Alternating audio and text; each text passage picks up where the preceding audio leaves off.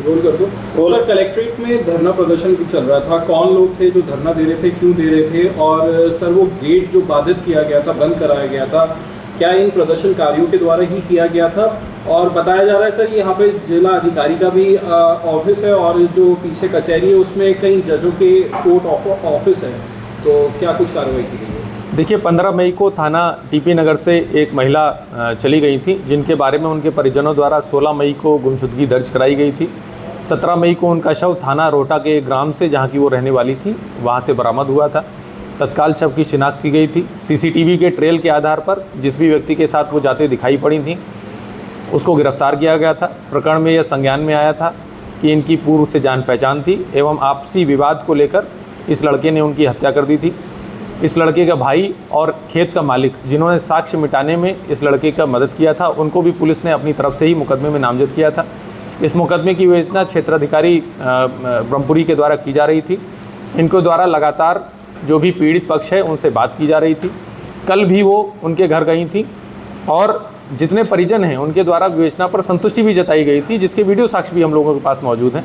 परंतु कुछ आपराधिक तत्वों के द्वारा, जिसमें कि एक व्यक्ति दिग्विजय सिंह भाटी, जो कि भारतीय किसान यूनियन BR अम्बेडकर गुट, कोई अपने आप को उसका राष्ट्रीय अध्यक्ष बताते हैं, जो कि अमरोहा से, जिन पर 9 मुकदमे हैं, जिसमें मैं आपको बताना चाहूँगा कि SC/ST एक्ट का केस भी उनके ऊपर लगा हुआ है और वो अमरोहा से जिला बदर हैं। उसके अलावा नोएडा के एक रवि गौतम, जिन पर 4 मुकदमों का आपराधिक इतिहास हमें मिल चुका है, अन्य की जानकारी की जा रही है।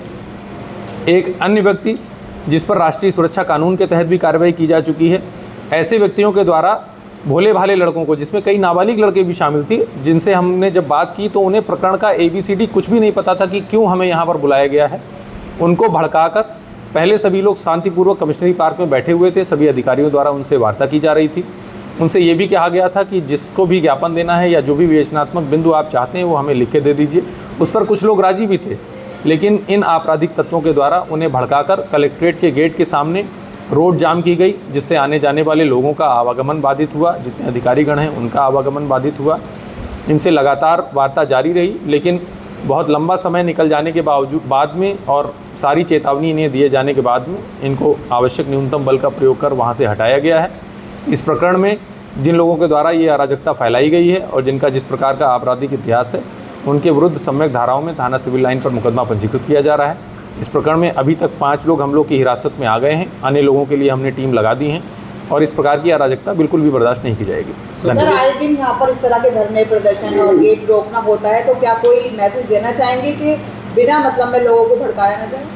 देखिए, मेरा सिर्फ इतना कहना है कि यदि किसी को कोई समस्या है, हम लोग लगातार जन सुनवाई में बैठते हैं और सारे साक्ष्य जो भी चीज़ें हैं, यदि किसी सरकारी कार्मिक की गलती सामने आती है तो उस पर भी मुकदमे पंजीकृत किए जाते हैं।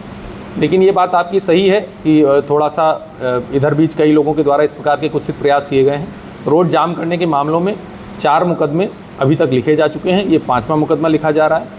अनावश्यक लोगों को भड़काकर जो अराजक तत्व इस प्रकार की अराजकता फैलाने का प्रयास करेंगे, उनके खिलाफ निश्चित रूप से सख्त कार्रवाई की जाएगी। भोली भाली जनता और जो पीड़ित पक्ष है, हम लोग लगातार सी प्लान एप्लीकेशन के माध्यम से जनता से वार्ता करते हैं। उनके द्वारा हमेशा ये बताया जाता है कि जिसके घर में कोई कैजुअलिटी हो जाती है या कुछ हो जाता है, वो लोग इतना उसमें नहीं इन्वॉल्व होते हैं, लेकिन अन्य लोगों के द्वारा अराजकता फैलाने के लिए उनका प्रयोग किया जाता है। इस प्रकरण में भी घर वालों पर हम कोई कार्रवाई नहीं कर रहे हैं।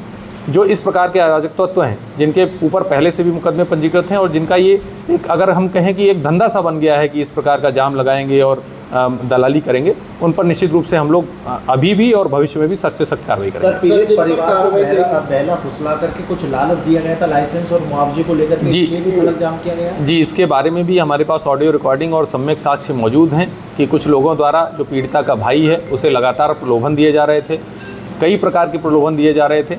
यह भी सामने आया है कि पूर्व में भी इनके द्वारा प्रलोभन देकर कई लोगों से ऐसे कुत्सित कृत्य कराए गए थे। उसके संबंध में भी साक्ष्य का संकलन किया जा रहा है। धन्यवाद।